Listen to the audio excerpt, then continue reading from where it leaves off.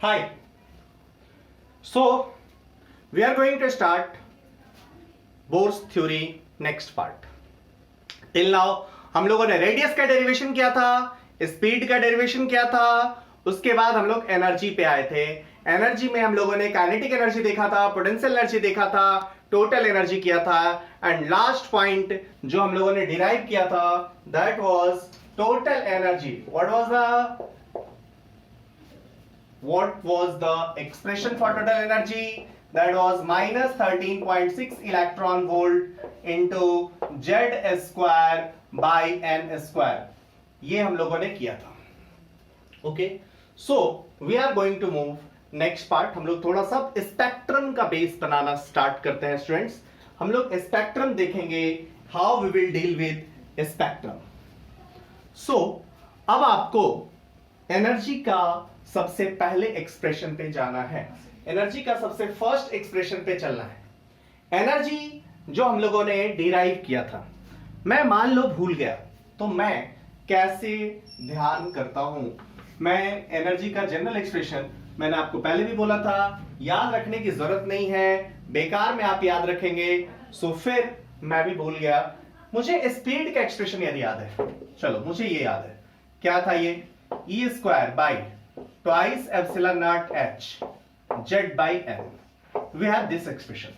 So we can write kinetic energy. Expression for kinetic energy. Kinetic energy is what? Half mv square. क्यों speed का आपको expression याद है? इसलिए याद है बिकॉज ये सबसे आसान है. ओके, खैर कोई दिक्कत नहीं. आपको नहीं याद है, कोई जरूरत भी नहीं, कुछ ये सब जरूरत नहीं है आपको याद रखने की. आप जस्ट देखिए kinetic energy half mv square, यहां से हमने किया 1/2m.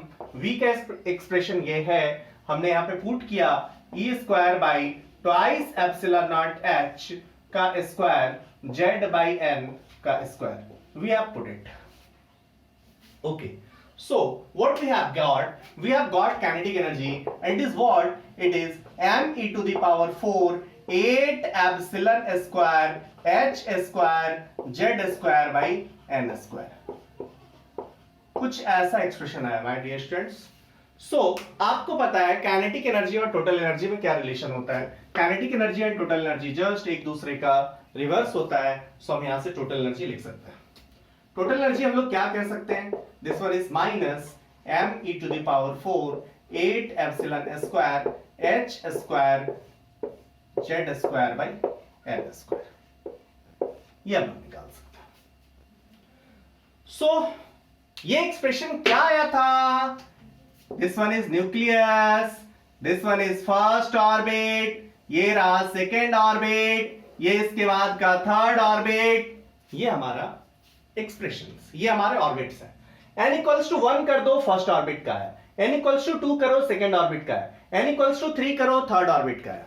अब आप यदि n1 से n2 जाएंगे, n1 laser n2 more. If आप n1 से n2 जाएंगे देन आपको पता है क्या, लोअर एनर्जी ऑर्बिट से आप हायर एनर्जी ऑर्बिट में जा रहे हो. If you are moving from lower energy orbit to higher energy orbit, what will happen? आपको एनर्जी सप्लाई करना पड़ेगा ना. अरे बोलो मेरे भाई, आपको लोअर एनर्जी ऑर्बिट से आप हायर एनर्जी ऑर्बिट में जा रहे हो. What do you mean by this? आपको सर्टेन एनर्जी सप्लाई करना पड़ेगा. If you have to supply some amount of energy, then वो एनर्जी का जो डिफरेंस है उसका एक फोटोन दोगे. आप एनर्जी सप्लाई कैसे करोगे यार? आप खुद को थोड़ी ना जाके वहां पे इलेक्ट्रॉन को पकड़ेंगे, उठाएंगे और लोअर ऑर्बिट से हायर ऑर्बिट पे लेके आ जाएंगे. आप तो ये करेंगे नहीं. करेंगे क्या? हम एक फोटोन देंगे. फोटोन का क्या होगा? Energy difference. वो एनर्जी डिफरेंस जस्ट इन दोनों ऑर्बिट के एनर्जी डिफरेंस के इक्वल वाला फोटोन देंगे. सो हम लोग हो सकता है डिफरेंट फोटॉन्स देंगे, उसमें से एक सर्टेन फोटॉन जिसका एनर्जी इन दोनों के एनर्जी के डिफरेंस वाला फोटॉन होगा उसको एब्जॉर्ब कर लेगा. सो जब कभी भी इलेक्ट्रॉन को लोअर एनर्जी से हायर एनर्जी में ले जाना होगा, हमको just delta E, delta is what? Energy of n2 minus energy of n1 के इक्वल देना होगा. So we can write now first point हम लोग यहां पे लिखेंगे. टोटल एनर्जी यहीं से स्टार्ट करेंगे. टोटल एनर्जी का एक्सप्रेशन होगा, लिखेंगे इफ इलेक्ट्रॉन विल मूव. पहला पॉइंट देखेंगे, if electron will move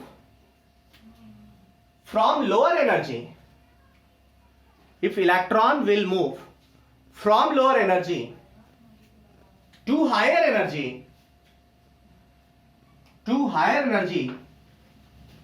then certain energy is required.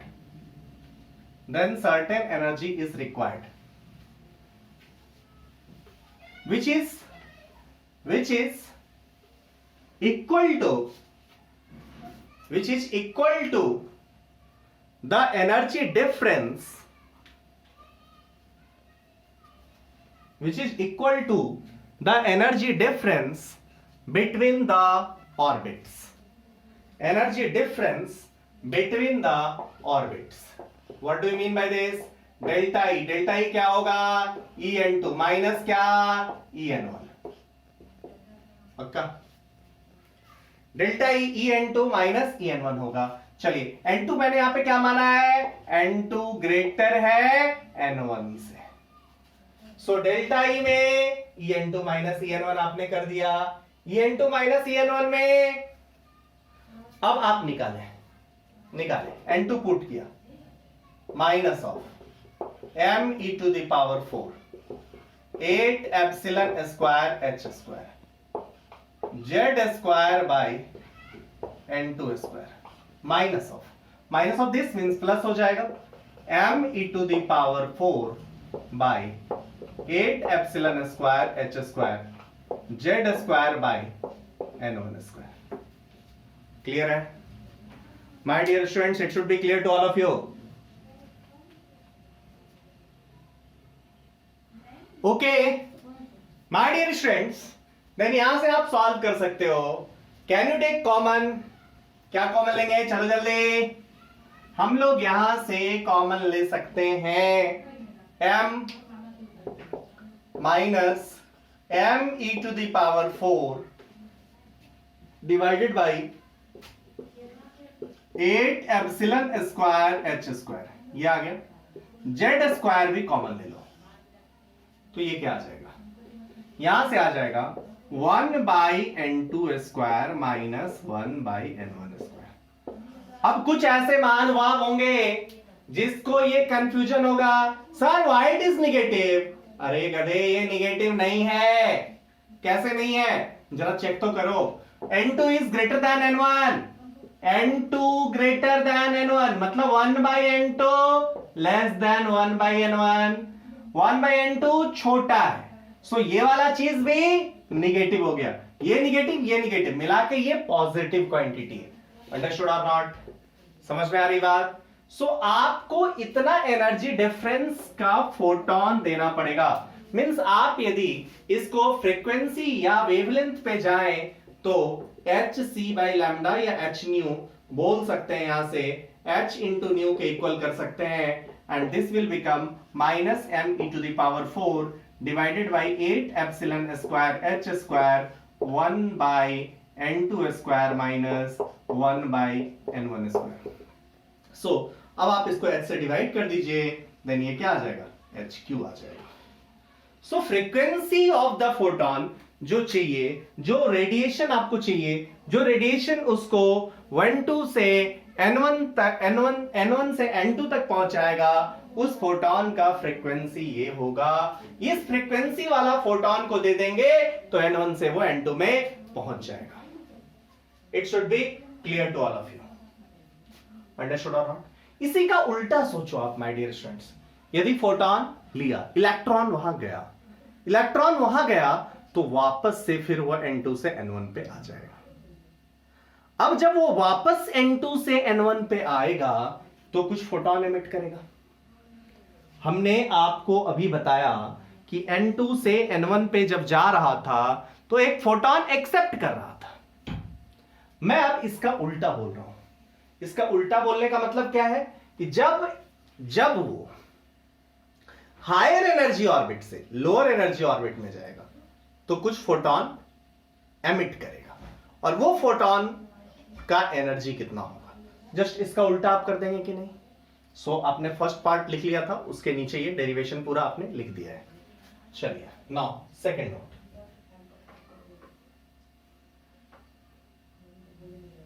Note 2. Note 2 लिखें, if electron will move from higher energy orbit, if electron will move from higher energy orbit to lower energy orbit, if electron will move from higher energy orbit to lower energy orbit, then it will emit some photon. It will emit a photon having energy. क्या energy हो जाएगा? अब क्या है, N2 greater than N1 ही है, ठीक, लेकिन यही वाला एनर्जी डिफरेंस वाला आएगा ना भैया। पहले क्या होगा, हायर एनर्जी है लोअर एनर्जी है, तो जितना डिफरेंस है वही डिफरेंस ऑफ एनर्जी वाला फोटॉन एमिट करेगा। याद करो, जब इलेक्ट्रॉन को एनर्जी मिले तो ये फोटॉन लोअर एनर्जी से हायर एनर्जी पे जाता है, जब इलेक्ट्रॉन हायर एनर्जी से लोअर एनर्जी पे आए तो फोटॉन एमिट करता है। ये सारी स्टोरी आपको बताई गई थी। ओके, सो आप इसकी बात करें, सो ये भी फिर आप बोलोगे सेम एक्सप्रेशन होगा, एंड सेम एक्सप्रेशन होगा, देन ये -8 epsilon square h square z square by n2 square होगा।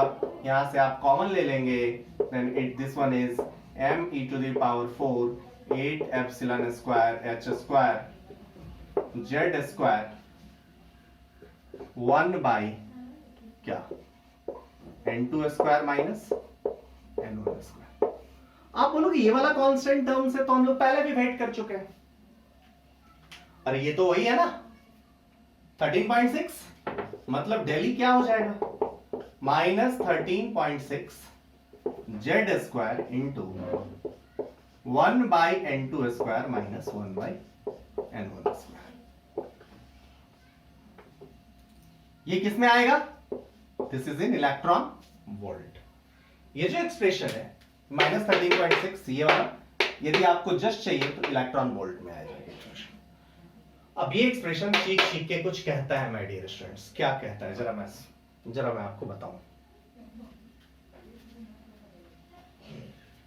क्लियर हो गया होगा? चलिए आगे हम लोग देखते हैं। हाइड्रोजन एटम के लिए हम लोग थोड़ा पहले एनालिसिस करते हैं।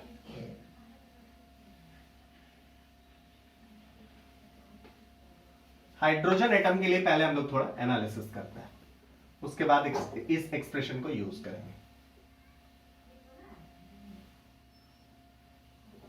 Okay, let's move.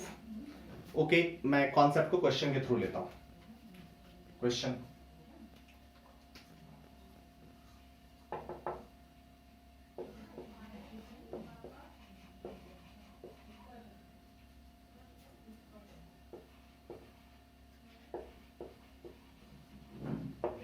calculate energy emitted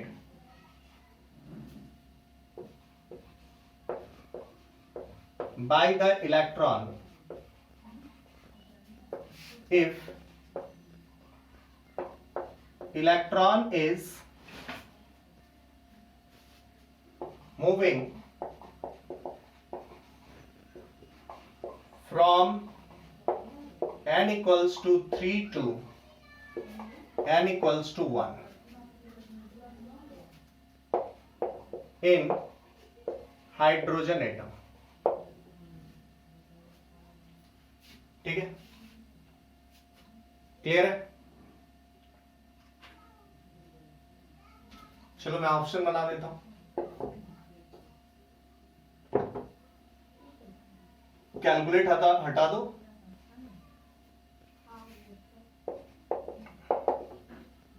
option A 10.2 electron volt, option B 12.8 electron volt,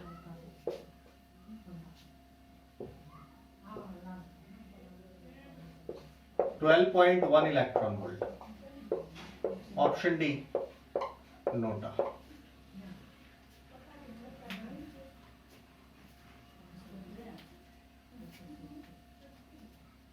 या ऑप्शन डी को थोड़ा चेंजेस कर लो, इसको कर दो 40.8 इलेक्ट्रॉन वोल्ट। चलो कम टू सॉल्यूशन पार्ट। क्या बोल रहे हैं, electron n equals to 3 to n equals to 1 पे जा रहा है ना, सो इन दोनों के एनर्जी डिफरेंस के बराबर वाला ही फोटोन एमिट करेगा। चलो हम लोग किस एटम के लिए बात कर रहे हैं, फॉर हाइड्रोजन एटम हम लोग बात कर रहे हैं। ओके n इक्वल्स टू 3 पे एनर्जी कितना है भैया, energy -13.6 by 9 that is -1.5 electron volt. n equals to 1 पे एनर्जी कितना है, -13.6 इलेक्ट्रॉन। जस्ट इन दोनों का जो डिफरेंस है उतना ही बड़ा फोटोन तो चाहिए। -1.5 से -13.6 कितना हो गया डिफरेंस, 12.1 इलेक्ट्रॉन वोल्ट। सो 12.1 इलेक्ट्रॉन वोल्ट वाला फोटोन यदि एमिट कर दे तो फोटोन यहां पहुंच जाएगा। So answer is 12.1। So electron 12.1 electron volt का यदि फोटोन इलेक्ट्रॉन एमिट कर दे n इक्वल्स टू 3 पे तो यहां पहुंच जाएगा, n इक्वल्स टू 1 पे पहुंच जाएगा। This is the question. अब यही हाइड्रोजन एटम को छोड़ के किसी दूसरे एलिमेंट की बात किया, then how we will deal effectively, हम लोग कैसे बातें करेंगे।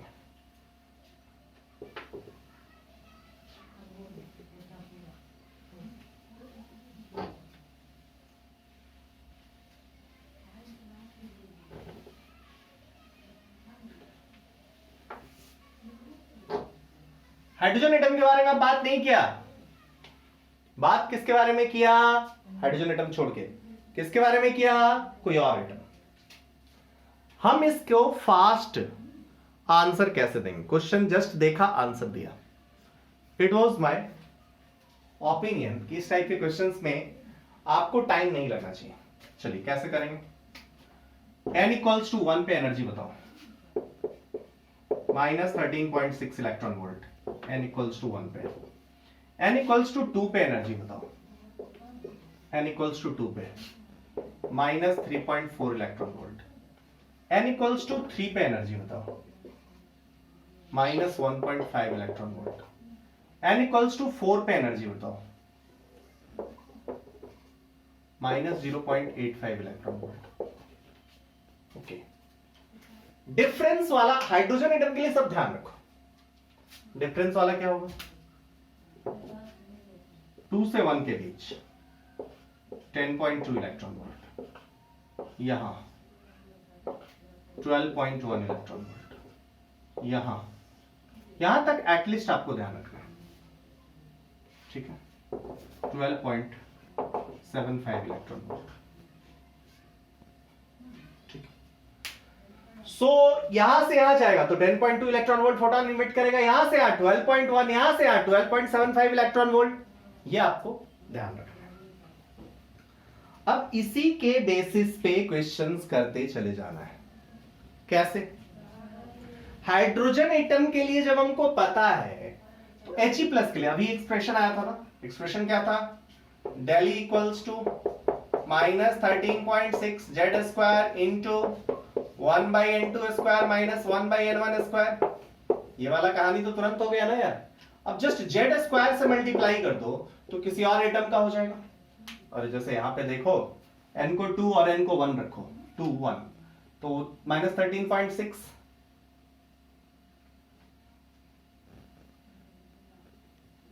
बाई इंटू 3/4 हो जाएगा, 1 - 1/4 that is 3.4 into 3 that is 10.2 दिख रहा है। मतलब हाइड्रोजन एटम के लिए Z का 1 कर दिया, Z 1 कर दिया तो ये वाला एक्सप्रेशन आ गया।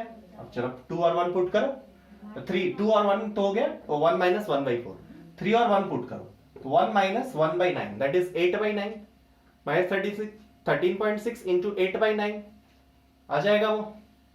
अब ऐसे ही करते चले जाओगे तो 1 3 1 4 ये निकलता जाएगा। सो हाइड्रोजन एटम का हमें ध्यान है, हाइड्रोजन एटम का हमें पता है, वो हाइड्रोजन एटम के लिए ये डिफरेंसेस हैं। अब किसी और एटम के लिए पूछा, Z स्क्वायर से जस्ट मल्टीप्लाई कर दी, क्योंकि हर एनर्जी डिफरेंस ना, अरे एनर्जी का एक्सप्रेशन क्या है, एनर्जी का एक्सप्रेशन आपके पास है -13.6 z² / n²। अब ये वाला प्लॉटेड है, हाइड्रोजन एटम के लिए एनर्जी हमने प्लॉट किया, अब z² से मल्टीप्लाई कर दीजिए तो किसी और एटम के लिए ऑलरेडी हो गया। अंडरस्टूड और नॉट? तो जस्ट जो आपको 10.2 इलेक्ट्रॉन वोल्ट हाइड्रोजन एटम में फोटोन दिख रहा है वही He+ में चला है, तो 10.2 into 4 दैट इज 40.8 दिख जाएगा। अंडरस्टूड और नॉट? जो 12.1 इलेक्ट्रॉन वोल्ट का फोटोन आपको यहां दिख रहा है वो 12.1 into 9 कर दे तो किसमें आ जाएगा, वो हमें दिखाई दे देगा B3+ के लिए, हाइड्रोजन हीलियम लिथियम Li2+ के लिए। 10.2 into 16 कर दें तो B3+ के लिए दिख जाएगा। सो जस्ट z² से आप मल्टीप्लाई करते चले जाओ, you will get differences of photons. Understood? Understood or not? Okay. Let's take one example, my dear students.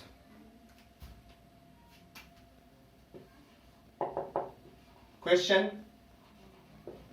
which of the following photons can't be emitted by He+?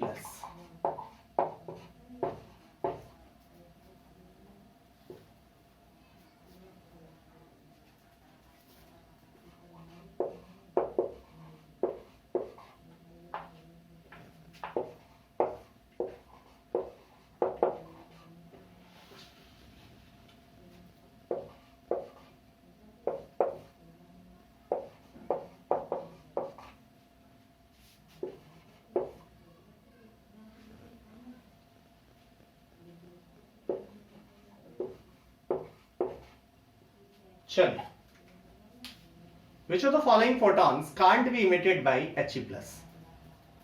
फटाफट 10.2 electron volt का photon emit कर सकता है क्या?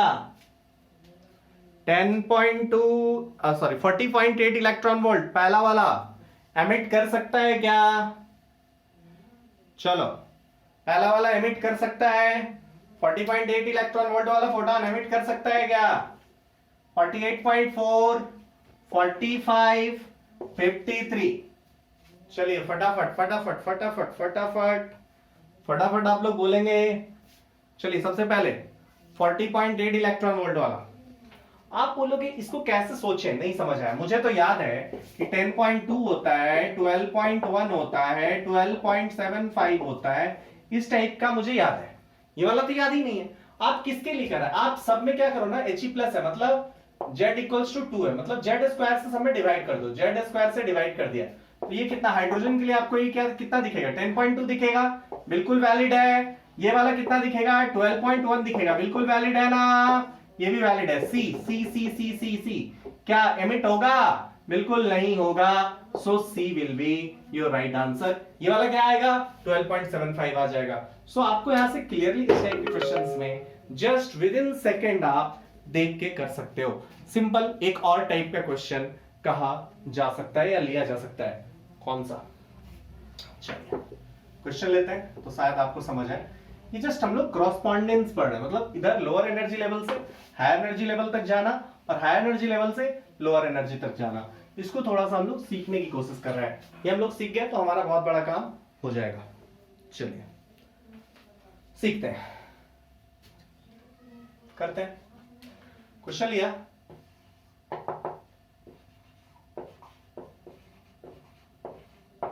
if an electron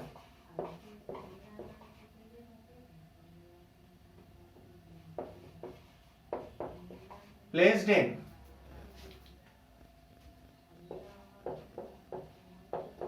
Li2+ ion is accepting a photon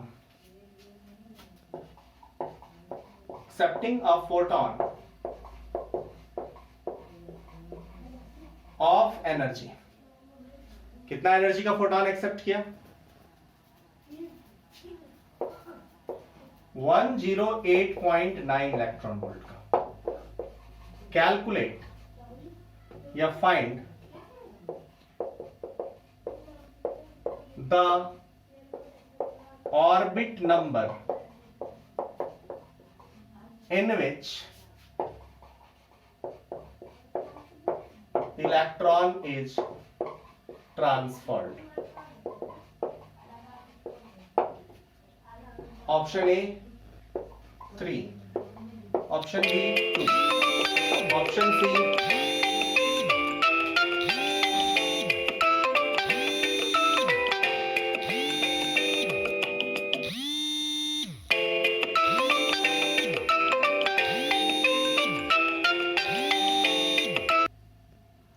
option A 3, option B 2, option C 1, option D 4।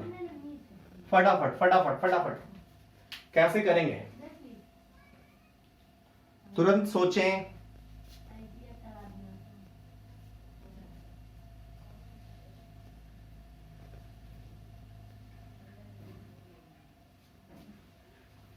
One 108.9 electron volt. Find the orbit number in which electron is transferred. फटाफट सोचो क्या लग रहा है? हमारे लिए क्या है? हमें पता है क्या? हमें पता है हाइड्रोजन एटम के लिए हमें जस्ट वही यूज करना है। ये कहां पहुंच गया? 108.9 इलेक्ट्रॉन वोल्ट, यही है ना? चलो एटम का आयन कौन सा? आयन इज Li2+ मेरे भाई। Hydrogen helium lithium Li2+ ion है। अब यदि ये Li2+ आयन है, यहां पहुंच गया, तो हमें हाइड्रोजन के लिए काम करना है। हमें तो हाइड्रोजन के लिए पता चलेगा ना। हमें हाइड्रोजन के लिए पता चलेगा तो क्या करें? 108.9 डिवाइडेड बाई 9 कर दे। 9 कर दे तो क्या हो जाएगा?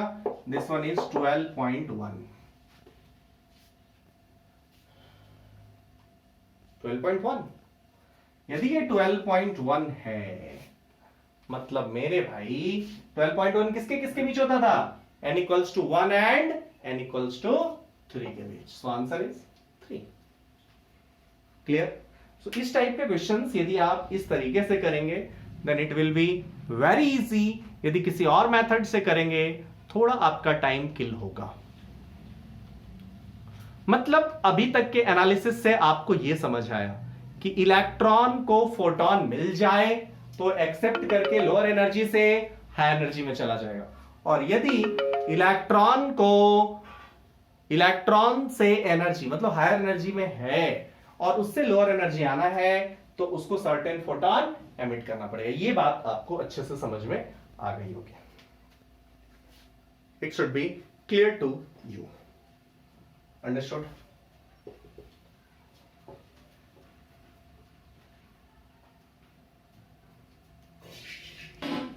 ओके, नेक्स्ट एक क्वेश्चन आपको करना है, या ट्रू और फॉल्स का क्वेश्चन है जो आपको बताना है। As orbit number is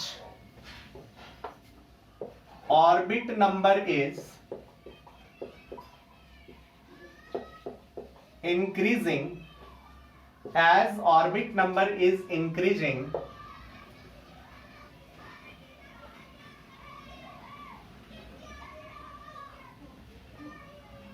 energy difference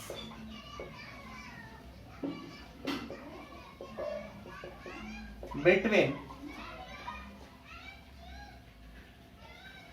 successive orbits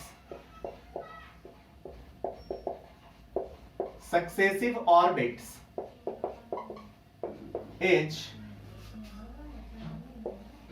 decreasing। आपको बताना है वेदर इट इज ट्रू और फॉल्स। चलिए, ट्रू और फॉल्स के क्वेश्चन है, आपको बताना है वेदर इट इज ट्रू और false. As orbit number is increasing, energy difference between successive orbits is decreasing. चलो बोलो। अरे भैया, पहले का एनर्जी डिफरेंस पहले का एनर्जी -13.6 था, दूसरे का एनर्जी -3.4 इलेक्ट्रॉन वोल्ट था, तीसरे का एनर्जी -1.5 था, फोर्थ का एनर्जी -0.85 था। आप बोलोगे ये वाला एनर्जी डिफरेंस देख रहे हो, मैं कुछ रीजन से पहला वाला -13.6 था, तो पहला वाला 10.2 का फॉल, 10.2 का इंक्रीमेंट हुआ था। उसके बाद वाला देखोगे ना, ये यहां से जो इंक्रीमेंट था दैट वाज 10.2 इलेक्ट्रॉन वोल्ट, यहां से जो इंक्रीमेंट था दैट वाज 1.9 इलेक्ट्रॉन वोल्ट, यहां से जो इंक्रीमेंट था दैट वाज 0.65 इलेक्ट्रॉन वोल्ट। अब चलो देखो, जैसे जैसे आप ऑर्बिट नंबर को बढ़ा रहे हो, ये क्या था n इक्वल्स टू 1 था, this one was what n equals to 2, ये सब क्या था n इक्वल्स टू 3, ये वाला क्या था n इक्वल्स टू 4। जैसे जैसे आप बढ़ा रहे हो, ऑर्बिट नंबर इंक्रीज कर रहे हो, वैसे वैसे क्या हो रहा है, energy difference between successive orbits, इसके और इसके बीच का, दो अगल बगल वाले बीच का एनर्जी डिफरेंस जो हो रहा है वो आपको क्लियर कट दिख रहा है। पहले वाले में 10.2 इलेक्ट्रॉन वोल्ट है, पहले वाले में बहुत ज्यादा है, दूसरे वाले में उससे कम है, तीसरे वाले में उससे कम है, इसके बाद आओगे और भी कम होगा। मतलब energy difference between successive orbits यदि हम लोग बात करें तो ये धीरे धीरे क्या होता चला जा रहा है, ये धीरे धीरे घटता चला जा रहा है माय डियर स्टूडेंट्स। सो हमें ये बताया गया as orbit number is increasing, energy difference between successive orbits is decreasing. ये तो हो रहा है, energy difference between successive orbits decrease कर रहा है, लेकिन यही इसी चीज को बोला जाए as orbit number is increasing, energy of the orbit is decreasing, energy of the orbit is decreasing बोला जाए, energy of the orbit decrease करता है, नो, तो energy of the orbit increase करता है। ऑर्बिट नंबर बढ़ाने से टोटल एनर्जी बढ़ता है, ऑर्बिट नंबर बढ़ाने से काइनेटिक एनर्जी घटता है, एनर्जी बढ़ा, ऑर्बिट नंबर बढ़ाने से पोटेंशियल एनर्जी बढ़ता है, but energy difference between successive orbits घटता है। सो इसको एकदम से नोट कर लीजिएगा, इसमें कहीं कोई गलती नहीं होनी चाहिए। जैसे जैसे हम लोग आगे बढ़ते हैं, energy difference between successive orbits बढ़ता चला जाता, सक्सेसिव ऑर्बिट्स घटता चला जाता है, एकदम पास पास होते चले जाते हैं। पहला वाला एनर्जी एकदम फाइन लाइन दिखाई देता है, आगे चल के ये एकदम और पास आता चला जाता है, पास आता चला जाता है, फिर एकदम पास आता चला जाता है, कुछ इस ढंग के हालत होते हैं। Understood or not? It should be clear to all of you. Understood, my dear students?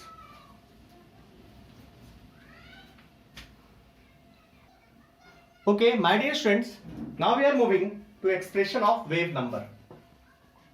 Expression of wave number.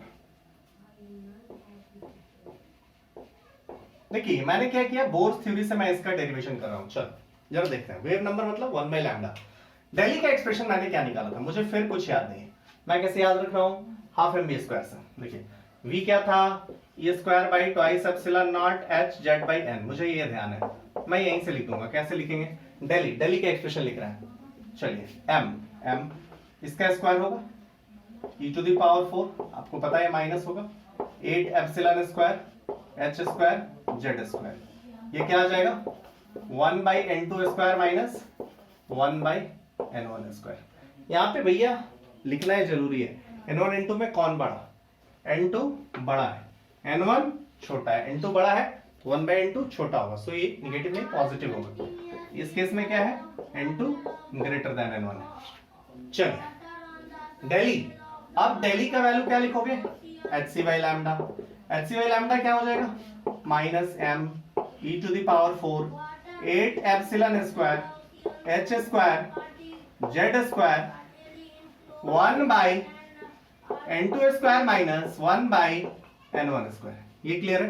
अब 1 बाई लैम्डा का एक्सप्रेशन चाहिए, तो 1 बाई लैम्डा क्या आ जाएगा, this one is minus m e to the power 4 8 epsilon square h square, hc से divide कर दीजिए, सो hqc आ जाएगा, hqc and this one is z square 1 by n2 square minus 1 by n1 square। ये आपको समझ में आ गया, this one is the wave number। अब जरा ध्यान देना,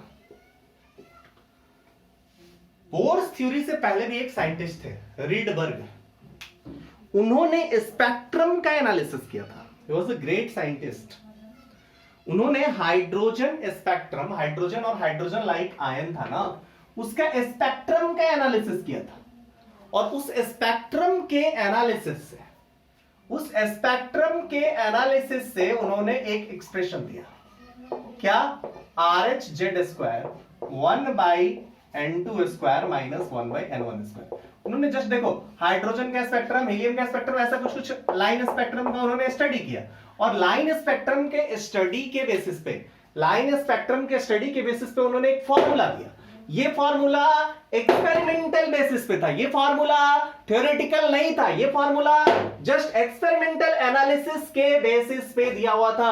Rydberg was a great scientist, उन्होंने एक्सपेरिमेंटल ऑब्जर्वेशन पे ये फॉर्मूला दिया, और बोर ने जो पोस्टुलेट से फॉर्मूला डिराइव किया वो जस्ट इसको रिजेंबल करता है। जरा सी द एक्सप्रेशन, ये आपको सीधा दिखेगा, यहाँ पे N2 N1 में थोड़ा उल्टा है, ये वाला क्या हो जाना चाहिए N1 square minus N2 square कर दो, अब आपको रिजेंबल करता हुआ दिखेगा। ये आप यहाँ पे कर दीजिए तो आपको सीधा दिखेगा कि ये RH की तरह यदि आप मान लो तो ये दोनों रिजेंबल करता है। This was the major beauty of the Bohr's theory. ये सबसे बड़ा बोर्स थ्योरी का अचीवमेंट था, क्योंकि एक्सपेरिमेंटली थिंग्स को, जो एक्सपेरिमेंटल एनालिसिस थे, जो एक्सपेरिमेंटल ऑब्जर्वेशंस थे, उसको ये थ्योरेटिकली बोर ने प्रूव किया था। इसीलिए बोर का जो ये थ्योरी था एक्सपेरिमेंटल ऑब्जर्वेशंस के एनालिसिस के लिए उस समय बहुत बड़ा अचीवमेंट माना गया था। अंडरस्टूड और नॉट? सो ये इन दोनों एक्सप्रेशंस में बिल्कुल आप आंखें खोल लेना, ये एक्सपेरिमेंट क्या, ये एक्सपेरिमेंटल एनालिसिस से था, और ये जो एक्सप्रेशन हमने डिराइव किया ये कहां से आया? ये एक्सपेरिमेंट हम लोगों ने डिराइव किया, ये एक्सपेरिमेंट बोर ने जो पोस्टुलेट लिए थे, बोर ने जो दो इक्वेशन लिखा था उसके बेसिस पे आया। हाँ, आपसे एग्जाम में पूछ सकता है what is Rydberg constant, value of Rydberg constant is, आप एनालाइज करके इसको बता देना यस ये होता है, बट इन दोनों का कोई रिलेशन नहीं है। रिडबर्ग कांस्टेंट, रिडबर्ग इक्वेशन का जो इक्वेशन था, और बोर ने जो 1 बाई लैम्डा का वेव नंबर का इक्वेशन लाया, इन दोनों इक्वेशंस को आप कंपेयर करोगे तो रिडबर्ग कांस्टेंट कुछ ऐसा दिखना चाहिए था। ये जो कांस्टेंट का वैल्यू है अप्रॉक्सीमेटली दोनों सेम हो गया, ये बोर का बहुत बड़ा अचीवमेंट था। रिडबर्ग बहुत बड़े आदमी थे, उन्होंने एक्सपेरिमेंटली जो देखा और जो उन्होंने बताया वैसा ही एक्सप्रेशन इनका भी आया। अंडरस्टूड और not? It is clear to all of you? इसी के बेसिस पे 1 बाई लैम्डा के बेसिस पे अब हमारा टाइम आ गया है कि हम लोग स्पेक्ट्रम में एंटर करेंगे। What is spectrum, what is line spectrum, ये सारे चीज हम लोग पढ़ेंगे और डिटेल्ड एनालिसिस करेंगे, स्पेक्ट्रम का ऑब्जर्वेशन करेंगे, कैसे बोर ने स्पेक्ट्रा या आप बोलो हाइड्रोजन स्पेक्ट्रम को बहुत अच्छे से एक्सप्लेन किया कि भैया ये लाइन स्पेक्ट्रम आने का रीजन क्या है। इसका हम लोग स्टेप वाइज एनालिसिस करेंगे। Okay, so next lecture will be based on atomic spectra. हम लोग अभी आज के लेक्चर में क्या क्या पढ़े उसको थोड़ा समराइज करें। We have started with energy difference expression delta E का। हम लोगों ने बोला कि भैया लोअर एनर्जी से हायर एनर्जी ऑर्बिट में जाएगा इलेक्ट्रॉन, तो ऑब्वियसली एनर्जी लोअर एनर्जी से हायर एनर्जी में जाएगा तो ऑब्वियसली एनर्जी रिक्वायर्ड होगा, मतलब फोटोन एक्सेप्ट करेगा, और वो फोटोन जस्ट एनर्जी डिफरेंस के इक्वल होना चाहिए, ज्यादा वाला कम वाला नहीं। कि ऐसा नहीं है कि आधा एनर्जी ले लिया, लोअर एनर्जी से हायर एनर्जी में पहुंच गया फिर रुक गया, ऐसा नहीं होगा, और रेस्ट रिजेक्ट कर दिया। जस्ट वो हायर एनर्जी से लोअर एनर्जी या लोअर एनर्जी से higher energy, just energy difference डेली के बराबर वाला फोटोन यदि होगा तो ट्रांजिशन होगा, अदरवाइज ट्रांजिशन नहीं होने वाला है। It should be clear to you. Understood? अब वो फोटोन लिया तो लोअर एनर्जी से हायर एनर्जी गया, और यदि हायर एनर्जी से लोअर एनर्जी आना है तो उतना ही के बराबर फोटोन एमिट करना होगा। आपको पता है एनर्जी ज्यादा होगा तो स्टेबिलिटी कम होगा, सो हायर एनर्जी में इलेक्ट्रॉन गया भी तो बहुत अनस्टेबल होगा, तुरंत वो फोटोन एमिट करेगा, और फोटोन एमिट करके वो इलेक्ट्रॉन लोअर एनर्जी में आना चाहेगा।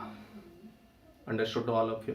सो इलेक्ट्रॉन का ट्रांजिशन होगा, lower energy to higher energy भी हो सकता है, higher energy to lower energy होगा। इलेक्ट्रॉन को एनर्जी मिलेगा तो लोअर एनर्जी से हायर एनर्जी में जाएगा, फिर वापस से वो बैक आएगा, फोटोन एमिट भी करेगा। सो फोटोन एब्जॉर्ब भी करेगा, फोटोन एमिट भी करेगा। उसका क्या फ्रीक्वेंसी होगा, क्या वेवलेंथ होगा, क्या वेव नंबर होगा, कितना एनर्जी होगा, इसका हम लोगों ने आज एनालिसिस किया। It should be clear to all of you? It should be clear to all of you.